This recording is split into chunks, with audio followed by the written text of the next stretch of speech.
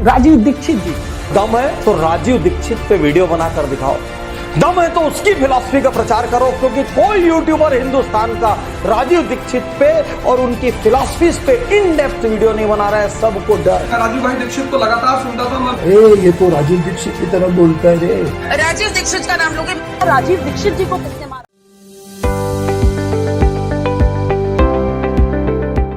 सभी परिजनों को मेरा सादर प्रणाम। मेरा यह वीडियो भारत के सभी जिम्मेदार परिजनों को एक बार जरूर देखना चाहिए। वीडियो देखते हुए आप सभी लोग यह समझने लगेंगे कि कैसे एक सोची समझी साजिश के द्वारा आपके होनहार और मासूम बच्चों को जानबूझकर या तो बेरोजगार रखा जा रहा है या फिर ऐसे रास्ते पर चलने को कहा जा रहा है जिस पर चलकर आपका बच्चा अतार्किक, मक्कार और बदतमीज ही बनेगा, और ऐसा हो भी रहा है। उदाहरण के तौर पर आप में से अधिकांश परिजन ऐसे हैं जिन्होंने कभी ना कभी यह महसूस किया होगा कि आपके अपने ही बच्चे आपकी उतनी बात नहीं सुनते जितना वो YouTube पर नंगे पुंगे कपड़े पहनकर नाचने गाने वालों या गाली गलौज करने वाले छपरियों की सुनते हैं। यह बहुत गंभीर विषय है और हमें समझने की जरूरत है कैसे हमारे भारत के युवाओं को एक आभासी दुनिया में फंसा के रखा जा रहा है और इन युवाओं को यह महसूस कराया जा रहा है कि वो दुनिया के सबसे योग्य लड़के हैं, जबकि इन लड़कों की योग्यता केवल ये बची हुई है कि ये मोबाइल पे केवल रील को खिसका सकते हैं। अगर इन लोगों को घर से बाहर निकाल दिया जाए तो इन लड़कों में इतनी योग्यता नहीं है कि ये 2 वक्त की रोटी कमा सकें। इन युवाओं को ये नहीं समझ में आ रहा है जिस देश में रह रहे हैं, इस देश को देश बनाने में ना जाने कितनी महान आत्माओं ने अपने बलिदान दिए हैं, तब यह भारत देश बनकर तैयार हुआ है, तब इन्हें ऐसी अपॉर्चुनिटी मिल रही हैं। उसी में से एक योद्धा हैं श्री राजीव दीक्षित जी। ये राष्ट्रभक्त थे या नहीं, इसका निष्कर्ष आप निकालिए। मैं इनके विचारों को आपके सामने रखने वाला हूं और इनकी मृत्यु कैसी हुई ये बताने वाला हूं। आइए हम इनके बारे में और इनके विचारों के बारे में थोड़ा समझते हैं। राजीव दीक्षित जी का परिचय इतना है कि इनका जन्म अलीगढ़ के एक छोटी सी तहसील अतरौली के नाहा गांव में हुआ। एजुकेशन में इन्होंने बीटेक किया था। मानना ये भी है कि इन्होंने आईआईटी कानपुर से एमटेक भी किया है। मैं इस बात की पुष्टि नहीं कर रहा हूँ। भारत स्वाभिमान अभियान का भी उद्देश्य बिल्कुल स्पष्ट है कि हमें व्यवस्था परिवर्तन ही करना है। राजीव दीक्षित के जितने भी विचार हैं उनमें सभी विचारों का मैं समर्थन नहीं करता। मैं केवल वही विचार इनके साझा कर रहा हूँ जिन विचारों से मैं सहमत हूँ, और मेरे द्वारा जो भी बातें आपसे शेयर की जा रही हैं वो मेरे व्यक्तिगत विचार हैं। आपको समझना या ना समझना ये आपके बौद्धिक विवेक के ऊपर है। मैं वो विचार साझा कर रहा हूँ जिनसे मैं सहमत हूँ और ऐसा देश में होना चाहिए। सबसे पहले इनका एक राजनीतिक विचार ये है कि जितने भी नेता जिन्हें हम चुनकर पार्लियामेंट में या विधानसभा में भेजते हैं उनको सेवक के रूप में अगर चुना है तो उनको सेवक ही रहने दीजिए। यदि कोई नेता अच्छे से काम नहीं कर पा रहा है तो जिस जनता ने उसको चुनकर भेजा है वही जनता उसको गद्दी से हटा सकती है, और इस विचार का मैं पूरी तरह से समर्थन करता हूं। इनका जो दूसरा विचार था वो स्वदेशी उपभोग को लेकर था। इनका ये मानना था कि विदेशी कंपनियों के उत्पाद का उपभोग करने से अच्छा है भारत में ही बनी वस्तुओं का उपभोग होना चाहिए। मैं इसका पूरी तरह से समर्थन करता हूँ। जैसे नाश्ते में पिज्ज़ा बर्गर खाने से अच्छा है, अब नाश्ते में पिज्ज़ा बर्गर तो कोई नहीं खाता, समझाने के लिए कि पिज्ज़ा बर्गर खाने से अच्छा है कि हम गेहूं से बने दलिया का उपभोग करें। इस चीज़ का मैं समर्थन करता हूं, और हमारे प्रधानमंत्री जी ने भी वोकल फॉर लोकल को समर्थन दिया है, और रघुराम राजन जी ने ये कहा था कि मेक इन इंडिया से अच्छा है मेक फॉर इंडिया बना जाए। तो ये विचार भी इनका मुझे समझ में आया और मैं इनका पूरी तरह से समर्थन करता हूँ। इनका एक विचार और मुझे समझ में आया कि जिस देश में 80 करोड़ लोगों को अनाज दिया जा रहा हो, जैसा कि वर्तमान सरकार ने ऐसा दावा किया था, तो उस देश का जो शासक है, जो मुखिया है, वो 300 कमरे के घर में क्यों रह रहा है, जहां देश के कई लोगों को रहने के लिए घर नहीं है। तो जब तक देश के सभी लोगों को रहने के लिए घर ना हो जाए तब तक मुखिया की जवाबदारी है कि वो इस प्रकार के फालतू खर्चे ना करे। मैं भी इस चीज़ का समर्थन करता हूँ। कई ऐसा बोलेंगे इससे दुनिया में जब लोग देखते हैं तो शासक को देखकर देश की इज्जत बढ़ती है। मैं इस चीज़ का समर्थन करता हूँ। इज्जत बढ़ाने के और भी कई तरीके हैं, इसे हम दिखावा के अंतर्गत रख सकते हैं। ये मेरे व्यक्तिगत विचार हैं, आपको अगर आलोचना करनी है तो आप कर सकते हैं। इन्होंने मैकाले शिक्षा पद्धति का भरपूर विरोध किया। मैं भी इस चीज का विरोध करता हूं, क्योंकि मैकाले की शिक्षा पद्धति केवल भारत के युवाओं को क्लर्क बनाने का बौद्धिक तर्क देती है, ना कि वो कोई बड़ा उद्योगपति बन सकता है। इसीलिए भारत का जब बच्चा पास होता है, पास होने के बाद वो नौकरी ही मांगता है, क्योंकि उसकी मानसिकता क्लर्क वाली है। तो भारत को अब एक नई शिक्षा नीति, पूरी तरह से बदली हुई शिक्षा नीति की आवश्यकता है, और ऐसी पढ़ाई कराई जाए जिसका जीवन में उपयोग हो पड़े। जैसे मैंने cos theta, sine theta, Pythagoras प्रमेय पढ़ा, अब मैंने इंजीनियरिंग नहीं की तो वो पढ़ाई मेरे कोई काम की नहीं आई। तो पढ़ाई ऐसी हो जो प्रासंगिक हो, ना कि महत्वपूर्ण। ये बात सही है, कॉस थीटा, साइन थीटा महत्वपूर्ण है, पर मेरे लिए प्रासंगिक नहीं है ना। मैं तो आर्ट वाला लड़का हूं, मुझे मैथ क्यों पढ़ाया गया? तो इस प्रकार की शिक्षा पद्धति होनी चाहिए कि जो जैसी काबिल वाला लड़का हो, लेबर इंटेंसिव एजुकेशन होना चाहिए या स्टूडेंट इंटेंसिव एजुकेशन होना चाहिए, ये मेरा मानना है। ये एजुकेशन कैसे इंप्लीमेंट हो सकता है, इसके लिए मैं एक अलग से वीडियो बना दूंगा अगर आप लोग चाहें तो। इन्हों का एक और मानना था कि किसानों की आय बढ़नी चाहिए, सरकार भी इस ओर प्रयास कर रही है, और इनकी सबसे बड़ी विशेषता थी यह कृषि को उद्योग के दर्जा देने के पक्ष में रहे हैं। और इनका यह मानना है कि किसान और उपभोक्ता के बीच में जो बिचौलियां हैं वो पूरी तरह से समाप्त कर दिए जाएं। हालांकि सरकार इसके लिए बिल भी लेकर आई थी, पर लोगों को इसके बारे में समझ में नहीं आया और लोगों ने इसका विरोध किया।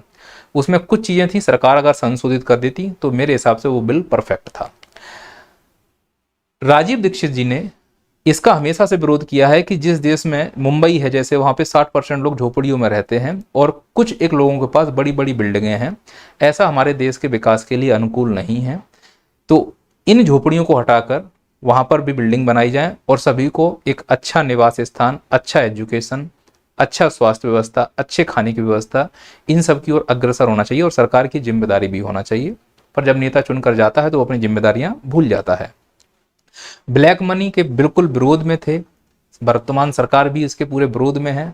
इसके बावजूद भी कंट्रोल नहीं हो पा रहा है ब्लैक मनी को लेकर। तो ब्लैक मनी एक अच्छा पॉइंट ये होता है कि इससे समानांतर अर्थव्यवस्था का जन्म होता है, जो काला धन होता है, पर ज्यादा समानांतर अर्थव्यवस्था मॉनेटरी मैकेनिज्म को डिस्टर्ब कर देती है, जिससे अर्थव्यवस्थाएं डिस्टर्ब हो जाती हैं। तो ब्लैक मनी होना चाहिए नहीं होना चाहिए, इस पर एक अलग डिबेट हो सकती है। फिलहाल किसी भी अर्थव्यवस्था के लिए ज्यादा काला धन नुकसानदायक होता है, लाभदायक तो नहीं होता।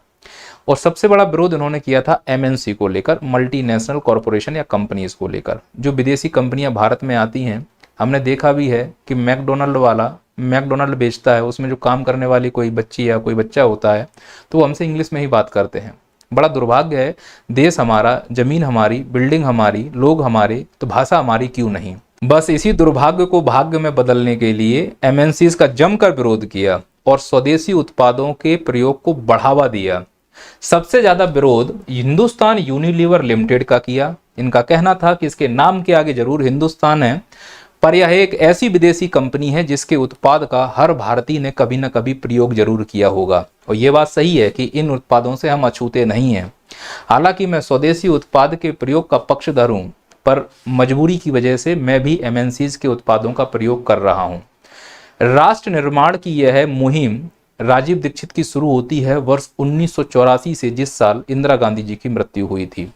भोपाल में एक रासायनिक फैक्ट्री थी जिसका नाम था यूनियन कार्बाइड। इससे MIC नामक एक जहरीली गैस निकली और इससे 8000 लोगों की मृत्यु हुई। राजीव दीक्षित जी ने इसे एक सोची समझी साजिश कहा और उन्होंने कहा कि यह एक जैविक हथियार परीक्षण था भारत के गरीबों के ऊपर, और जिसने यह परीक्षण किया उसको भारत की सरकार ने जिंदा उसके देश वापस जाने दिया। यहां से प्रश्न उठता है कि क्या कानून केवल गरीबों के लिए है, अमीरों के लिए नहीं? बस इसी घटना से वो इतने क्षुब्ध हुए कि उन्होंने डिसाइड कर लिया कि भारत में अब मल्टीनेशनल कंपनी के विरुद्ध आंदोलन किया जाएगा। और उन्होंने अपना यह आंदोलन महाराष्ट्र के वर्धा जिले से आज़ादी बचाओ आंदोलन के नाम से शुरू किया। और उनके भाषण देखते ही देखते इतने प्रसिद्ध हो गए कि उनके भाषण सीडीओ में बिकने लगे। इन्हीं सीडीओ को सुनकर बाबा रामदेव प्रभावित हुए और बाबा रामदेव और राजीव दीक्षित जी वर्ष 2004 से एक मंच साझा करने लगे। देखते ही देखते राजीव दीक्षित जी 2007 तक बाबा रामदेव के मेंटर बन गए। बाबा रामदेव ने देश को सुधारने के लिए एक नई पार्टी गठन करने का निर्णय लिया और उस पार्टी का नाम रखा गया भारत स्वाभिमान पार्टी। 2010 में दिल्ली में इस पार्टी का गठन हुआ और सभी लोकसभा चुनावों में पार्टी ने चुनाव लड़ने का निर्णय लिया। अब देश के सभी भागों में इस पार्टी का प्रचार करना था, जिसकी जिम्मेदारी सभी कार्यकर्ताओं ने ली। सचिव थे राजीव दीक्षित जी इस पार्टी के, इन्होंने भी ये जिम्मेदारी ली और भारत के कोने कोने में इस पार्टी का प्रचार करने चले गए। बस यहीं से इनकी मौत का जो साजिश है वो शुरू हो जाता है। प्रचार करते करते है भारत के छत्तीसगढ़ राज्य में पहुंचे। छत्तीसगढ़ राज्य में एक तहसील है जिसे बोलते हैं बेमतेरा तहसील। इसी बेमतेरा तहसील में प्रचार करते हुए अचानक से इन्हें पसीना आता है, पेशाब के लिए बाथरूम करने जाते हैं और उसी बाथरूम में बेहोश हालत में पाए जाते हैं। बस देखते ही देखते इनका इलाज होता है। शुरू में ये आयुर्वेदिक दवा पर इलाज कराने के लिए जोर देते हैं, लेकिन बाद में फिर इनको हॉस्पिटल ले लाया जाता है। हॉस्पिटल ले जाने के बाद इनका इलाज होता है। भिलाई हॉस्पिटल में भी इलाज होता है। इलाज के दौरान काफ़ी मुसीबत आती है और रात को खबर लगती है कि लगभग 1 से 2 बजे के बीच में राजीव दीक्षित जी की मृत्यु हो गई। मृत्यु के बाद जो जिस भी हॉस्पिटल में मृत्यु हुई थी, एक नियम कानून होता है कि मृत्यु के बाद पोस्टमार्टम होना चाहिए। तो उस हॉस्पिटल ने इनका पोस्टमार्टम नहीं किया और उसी दौरान जो इनके साथ कार्यकर्ता थे हरिद्वार में, उस समय बाबा रामदेव थे, फोन आया कि एक काम करो, हमारी इच्छा है कि राजीव दीक्षित जी का जो अंतिम संस्कार है वो हरिद्वार के गंगा घाट के किनारे होना चाहिए। तो राजीव दीक्षित जी के पार्थिव शरीर को बाई प्लेन हरिद्वार ले जाया गया और जब वहां तक सुबह शरीर पहुंचा, उनको बर्फ की सिल्ली पर लेटाया गया तो उनका शरीर नीला बैगन की तरह पड़ चुका था। लोगों ने प्रश्न उठाए कि इनकी मृत्यु कैसे हुई है, इसके लिए पोस्टमार्टम होना चाहिए। तो इसके लिए जो उनके सबसे करीबी दोस्त हुआ करते थे मदन दुबे जी, उन्होंने बाबा रामदेव से कहा है कि सुबह 6 बजे कि हमको इनका पोस्टमार्टम कराना है। लेकिन बाबा रामदेव ने ये कहा है कि हिंदू धर्म में ये रीति रिवाज नहीं होता है, शरीर छत बिछत नहीं जाना चाहिए। बाकी इसके कई सारे सबूत हैं जो ये सिद्ध करते हैं कि राजीव दीक्षित जी, द प्रिंट नाम की एक मीडिया है, उन्होंने इस चीज़ की जांच पड़ताल की है कि राजीव दीक्षित जी की शायद मृत्यु हुई है, प्राकृतिक मौत नहीं है। यहाँ तक कि कुछ लेखों में ये बातें स्पष्ट होती हैं। और प्रदीप दीक्षित जी जो कि राजीव दीक्षित जी के भाई हैं, उन्होंने कहा था कि रामदेव के लोगों ने मुझसे फ़ोन पर कहा था कि राजीव बातचीत की हालत में नहीं है, लेकिन ये कैसे हो सकता है कि ट्रीटमेंट के बीच में वो रामदेव से घंटों बात कर लें। प्रदीप भी कहते हैं कि उनके भाई को कोई बीमारी नहीं थी, ना ही उन्होंने कभी diabetes, blood pressure, heart attack की दवाई ली है, जबकि बाबा रामदेव का कहना है कि वो बीमार रहा करते थे। राजीव भाई दीक्षित ने 4 घंटे मुझसे बहस, करीब 1 घंटे तक समझाई। तो बातों में मैच ना हो पाना कहीं ना कहीं शंका तो पैदा करता ही है। फिर जब चुनाव आए तो राजीव दीक्षित जी की मौत हादसा या साजिश, पीएमओ ने दिए भिलाई पुलिस को जांच के आदेश, प्रधानमंत्री ऑफिस ने, और फिर यह 3 साल से रिपोर्ट बिल्कुल ठंडे बस्ते में चली गई है। तो ऐसा लगता है कि जो महापुरुष होते हैं उनकी मौत केवल राजनीति के लिए ही होती है, बस उस पर राजनीति की जा सकती है। तो हमें ये खुद समझना होगा कि जो अच्छे लोग हैं उनको इस दुनिया में रहने नहीं दिया जा रहा है। आप सभी युवाओं को जानबूझकर गलत रास्ते पर ले जाया जा रहा है। आप इन चीज़ों को समझिए कि आपका रास्ता किधर जा रहा है। आपको चुनना है सही या गलत। आपको चुनना है कि राजीव दीक्षित जैसे विचारक चाहिए या यूट्यूब और पर्दों पर नाचने वाले गाने वाले लोग। वो लोग बड़े बड़े बिल्डिंग और बंगलों में रह रहे हैं, वो लोग फिक्र नहीं कर रहे हैं कि तुम पर उनके किए गए काम का क्या असर पड़ेगा। हमें अपनी वास्तविकता को समझना होगा। अगर आपको मेरी बातें समझ में आ रही हैं तो समर्थन कीजिए। अगर आपको लगता है कि मैं बकवास कर रहा हूँ, जो ज़िंदगी आप जी रहे हैं वही हकीकत है, तो आप अपनी ज़िंदगी जिए, हम भी अपनी ज़िंदगी जीते हैं, पर हम दोनों का एक ही काम होगा, भारत को आगे ले जाना। जय हिंद, जय भारत, जय श्री राम।